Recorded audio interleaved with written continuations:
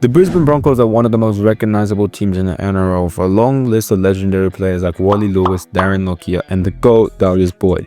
The Broncos haven't really won much, with their last grand final being in 2006 against the Storm.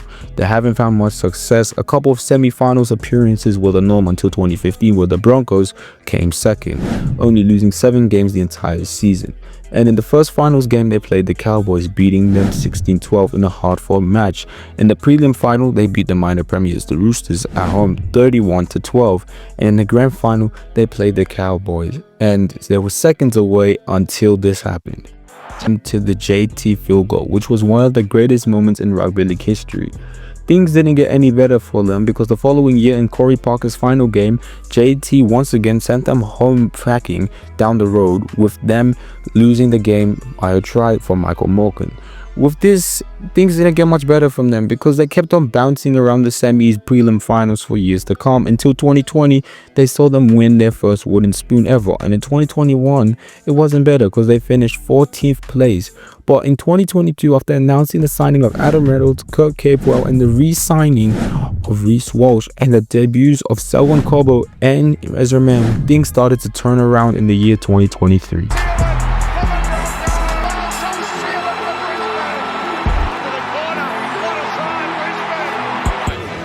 There it is. This is down, gets there.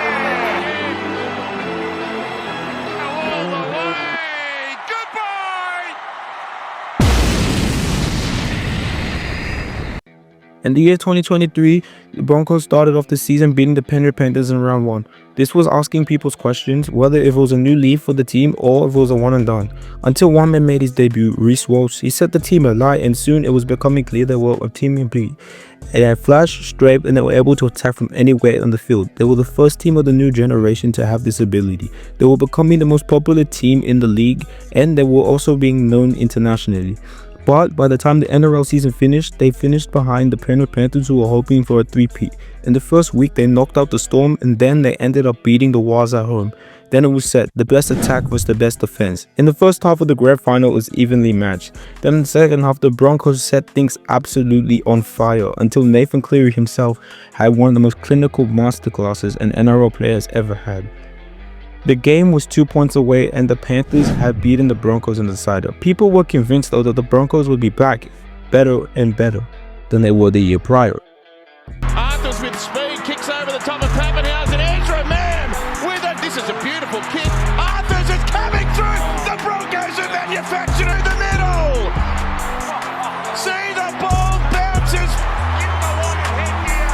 The flash of Reece Walsh, the big time. The 2024 season was set, but for the first time it was in Las Vegas. 4 teams, 2 games. The Broncos were on the card to play in Vegas because they're the most popular team in the world. This was where things started to go wrong, because after round 19, the Broncos finished 13th place, and people credited to injury and the players coming into the new season with a high ego due to the fact they were so good the year before. And it seems all the money, fame, and sponsorships they got started getting to their head, and the media started labeling them as having a rockstar mentality after a year of being labeled as the league's entertainers.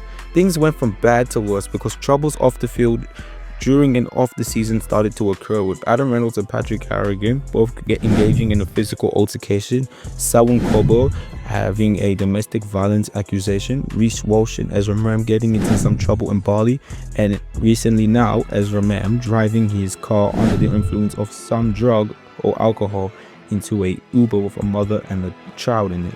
Now, in 2025, the Broncos have a new coach, Michael Maguire, who's already trying to eliminate this rockstar mentality, with him already having a no-shirt policy.